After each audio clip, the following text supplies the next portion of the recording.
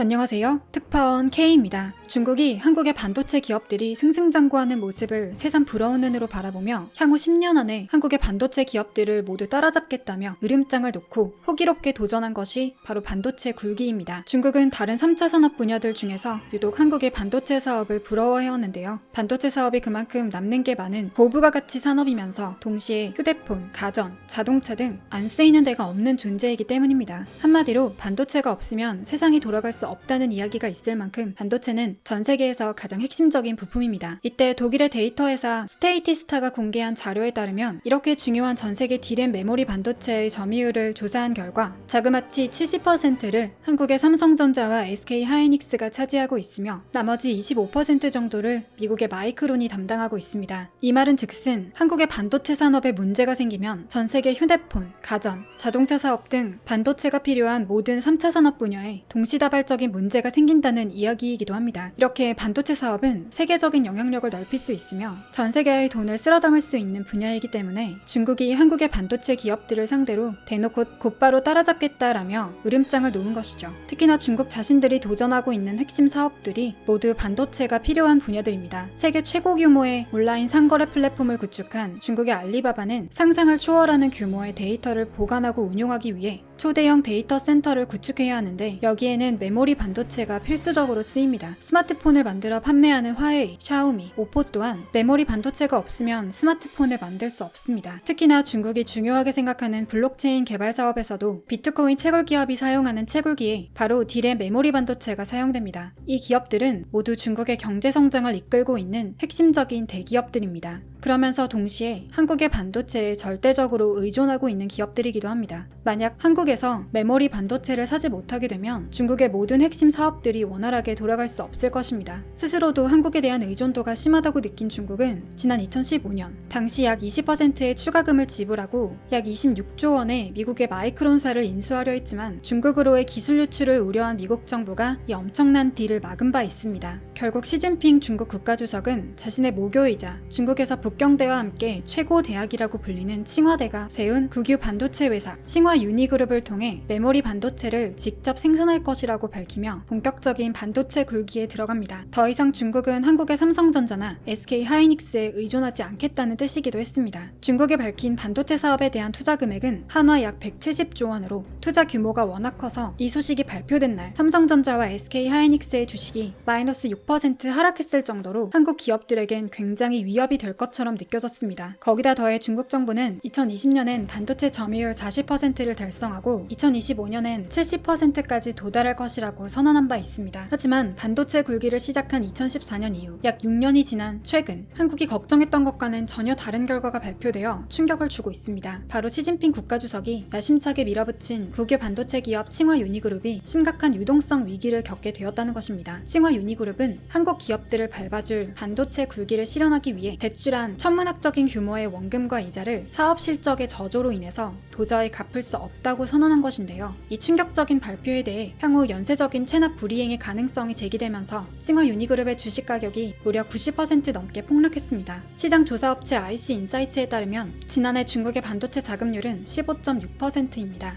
2017년부터 3년 연속 15%대에 머물러 있는 성적입니다. 자국 제조 기반이 약해 한국의 수급에 의존하다 보니 지난해 중국은 반도체 무역에서 254조 원 규모의 적자를 냈습니다. 전문가들은 중국의 반도체 굴기에 힘이 빠진 가장 큰 이유로 관영주도 정책의 한계와 기업들의 도덕적 해이를 꼽습니다. 중국 지방정부는 관내 반도체 기업들이 신제품을 개발할 때마다 보조금을 지급하는 것으로 알려져 있습니다. 32단 낸드 플래시 제품을 만든 기업이 64단 제품을 개발할 때 지방정부가 추가로 투자하는 식인 건데요. 문제는 여기서 발생합니다. 지방정부의 보조금을 더 타내기 위해 중국 기업들은 상업화가 불가능한 제품을 들고 나와 개발에 성공했다고 떠들썩하게 발표하는 사례가 적지 않다는 것입니다. 공장 신축에만 25조 원을 투자한 칭화유니는 자회사 YMTC의 32단 3D 낸드 플래시 자체 개발, 64단 낸드 대량 생산 등에 대해 획기적인 성취란 수식어를 붙여 소개한 바 있습니다. 또한 중국의 D램 업체 CXMT는 모바일 D램 사진을 홈페이지에 올려놓고 고성능 저전력 제품이라고 홍보하고 있습니다. 하지만 한국 반도체 업계에선 이들 제품이 가짜일 가능성이 크다는 분석이 나옵니다. 보통 기업들은 경쟁사의 기술 수준을 파악하기 위해 제품을 구입해 분해하는데 중국 제품은 구할 수조차 없기 때문입니다. 양산했다고 떠들썩하게 발표는 하는데 정작 시장에서 해당 제품은 눈을 씻고 찾아봐도 구할 수 없는데요. 삼성 고위 관계자는 중국 지방 정부를 속여 보조금을 타내기 위한 전략일 가능성이 크다며 기본기를 제대로 갖추지 못한 상태에서 무리하게 고난도 기술을 연습하다 보니 실력이 늘 수 없는 것이라고 밝혔습니다. 이에 더해 전문가들은 중국 정부가 반도체 사업을 막대한 자금만 쏟아부으면 알아서 되는 분야라고 착각한 것이 반도체 굴기를 실패할 수밖에 없는 요인으로 꼽았습니다. 박재근 한양대 융합전자공학부 교수는 반도체는 LCD 등과 비교할 수 없을 정도로 요구되는 기술력의 수준이 높다며 최근엔 월페이퍼 투입량 10만 장 규모의 공장을 구축하는 데 드는 비용이 10조에서 20조 원에 달할 정도로 커졌다고 설명했습니다. 즉 돈도 많이 들고 시간도 많이 드는 데다 최고 수준의 기술력이 요구되어 삼박자가 고루 맞아야 할 수 있는 것이 반도체 분야인 것입니다. 우리나라 또한 하루아침에 반도체 사업으로 성공한 것이 아니죠.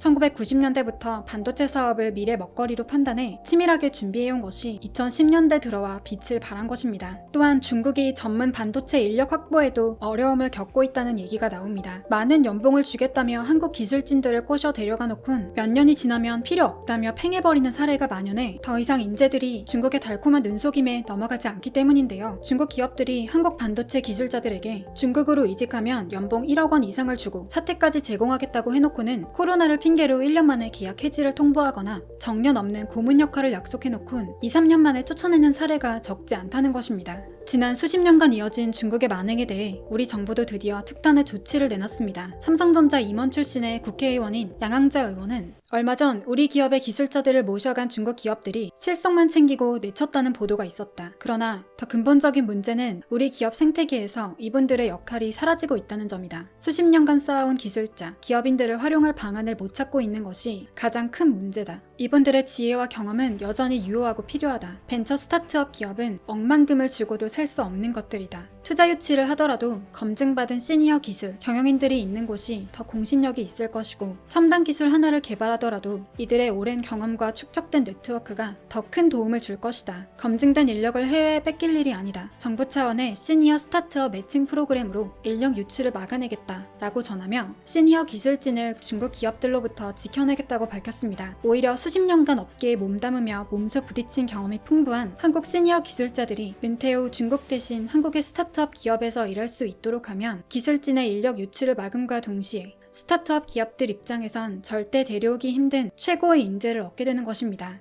그렇게 되면 한국의 기업 생태계 또한 세대의 교류가 이어지며 선순환의 구조로 들어서게 될 것이라는 전망입니다. 호기롭게 한국 반도체 기업들을 모두 따라잡겠다며 덤벼들었던 중국은 초라한 성적으로 빚더미에 쌓여있지만 삼성전자는 역대 최고치 매출을 경신할 전망입니다. 올해 4분기 파운드리 시장에서 전년 동기 대비 25% 성장한 매출 약 4조 364억 원을 기록해 국내 증권가에서도 삼성전자가 올해 시스템 반도체 사업에서 약 17조 원이라는 역대 최고치 매출을 기록하고 내년에는 창사 이래 처음으로 20조 원대 매출을 달성할 것으로 보인다고 예측했습니다. 결국 멈추지 않는 한국의 성장으로 인해 한국을 따라잡겠다는 반도체 굴기는 중국에게 더욱 힘든 목표가 된 듯합니다. 그럼 오늘 준비한 소식을 마치겠습니다. 시청해주신 여러분 감사합니다.